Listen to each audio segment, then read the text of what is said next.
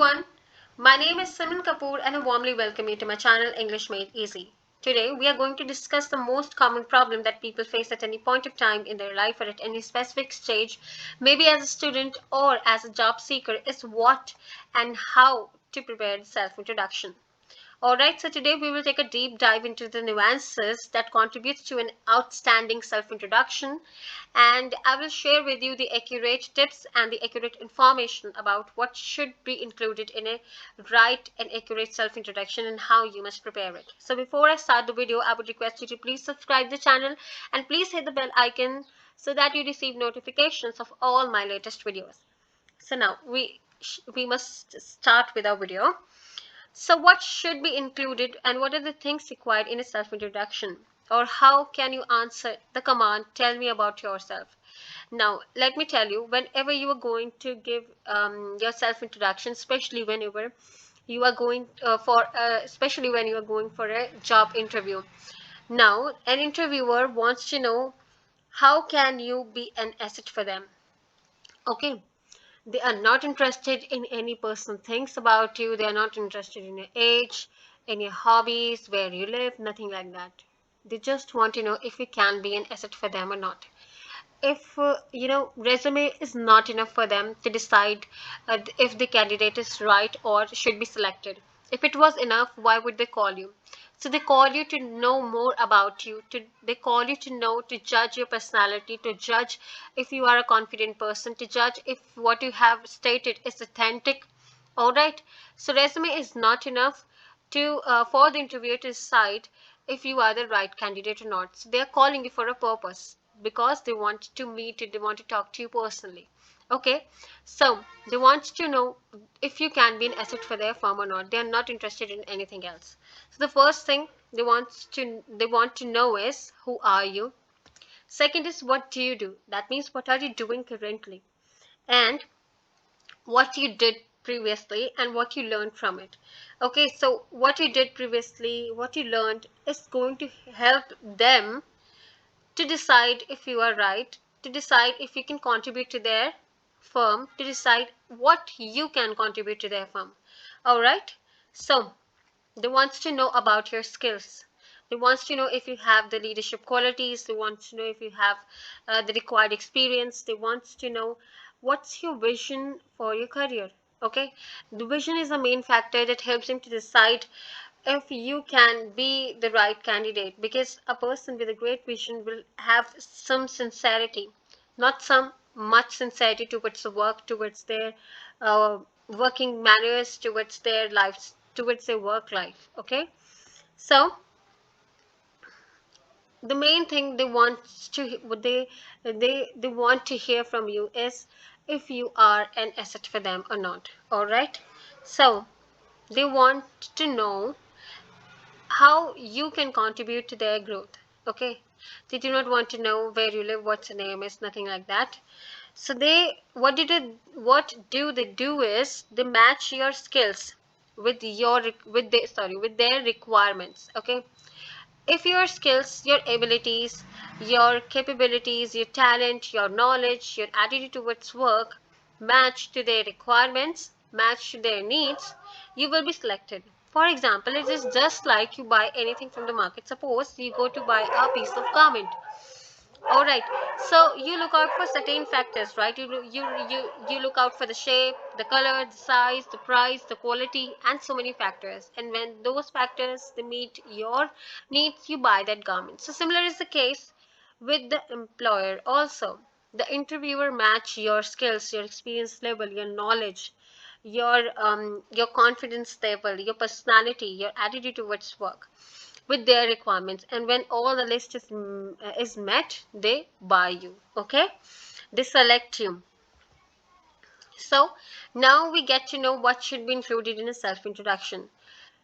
So the things that you must say just directly and just initially when you start your interview, sorry, when you start your introduction, it is you tell about your skills, you tell about your experience, you tell about your knowledge level, your abilities, whether what kind of skills you have. Do you have management skills, client handling skills, leadership skills, or any other as for the job? All right, what they do not want to hear is your personal things like your age, your hobbies, your family, your religion, where you live, nothing like that. Okay, because this is not important for them. Your skills, your being an asset is important for them. All right, so craft your introduction as per the job description. You see, the companies, they put out a long list of the job description, which means what you have to do in the job, and they describe what skills they require, and they also tell about themselves. So read about the company, read about the skills they require, read about the job description, what the job requires you to do, and then craft your introduction in that manner. All right, take these points as a note because this will help you to write an effective introduction. I have also put an example of how you should create your introduction. Okay, so let's start with it. So first of all, you need to greet. Okay, this is very basic thing. You would say either good morning, good afternoon, good evening as per the time, and then what are the factors you need to keep in mind while giving the introduction? They want to know who are you. Okay, so you say my name is XYZ and I am doing, suppose I've taken this example, graphic designing for the past 3 years. So what you have told them, you have told about yours, you have described yourself, you told them that you are currently doing graphic designing, and you told them your experience. Now, further, you add on experience. I have worked for clients in 10 plus distinct industries. Okay, you add experience there. This is the main cream they want to hear. Then you say I specialize in, for example, HD designing, animation, and more. You're telling about your skills here. I have contributed to leading huge traction and leads for the clients with my creativity and skills. So you are telling more about your abilities, your achievements here. This is what they want to hear. This is just how you want to start. This is just how you should start your introduction. Okay, you must start with your telling about your work experience, telling about your skills, telling about how you contributed to the work, to the company's growth. And then you must tell about your attitude towards career. So further we add, I'm also learning new things like for example, 3D designing, textures, and more. And then you tell them about your passion towards work.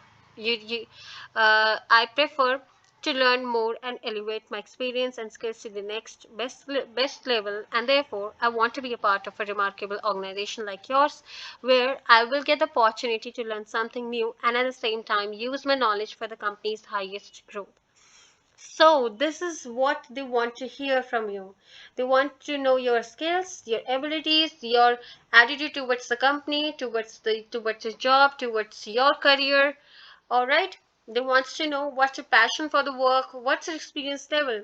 These are the factors that they will look out for. All right. And then they will keep ticking them. And once all are met, they will select you. So this is what you need to include in your introduction. So then, after this, you must tell your strengths. Tell them your, best abilities, your best skills. Here I have mentioned some, and support them with some real examples. Whatever the challenges you faced while working, whatever the challenges you faced while dealing with the clients, mention all of them and how you overcame them and got the good results. You have to tell with the real examples your strengths. All right, so this is the main cream that we have to cover here: strengths and the factors like experience, skills, attitude towards career, passion. We have to cover these things first in our introduction. Okay, and then once these things are clear and you have stated all of them, now you can tell about your education. You can tell, you can add on, and as far as my education is concerned, I am an ABC graduate from XYZ University and postgraduated with MBA from GGG University, whatever your education is. All right, and then the when the big chunk is completed, your experience is covered, skills are covered, and the education is also covered. Now you can tell the other things, the other leisure things like your hobbies and your personal things. Well, these things are something that interviewer might himself or herself ask you if they are interested. If they're not, they might not ask you, and these are not something they're interested in also. All right.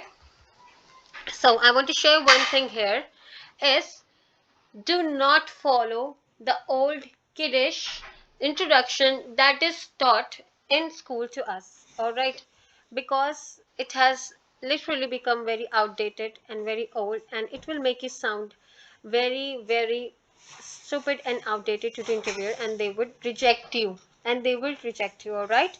So now, some takeaways for the body language here are: keep smile on your face, not too loud and not too less. Just keep it normal, and be confident even if you do not have the required experience or knowledge, but still you take pride in whatever you know and whatever you have learned. So be confident, because it builds trust, it builds interest in you, and grabs the interviewer attention, and they might often, select you if you do not know anything but still you are confident. So it is very important to be confident. Keep eye contact, don't look here and there, don't roll over your eyes around, just talk face to face, and be very authentic, be very true. Do not create fake stories, because they will get to know once they will test you through their interrogation, through their questions, or through some, some test. All right. So it's time for the EME notes. That means English Made Easy notes. Here is a vocab word that I have brought for you, is crevice. It is pronounced as crevice. Alright, so it is a narrow opening in a wall or any rock. In Hindi, we call it as darar. Alright, so next time you see any darar in your wall or somewhere, you call it a crevice. So, last thing I want to say is, keep your introduction on your tips. Keep it prepared all the time, because you may need to give it at any time in your life, at any stage. Okay? So keep it on your tips. Practice it every day, and you will rock your interview very well. You will, okay? So thank you so much, guys. That's all for today's video. I hope you liked the video and you enjoyed it. Please subscribe the channel, like it, and share it with your friends, and also put your views in the comment section below. Until next time, take care, and I'll see you soon.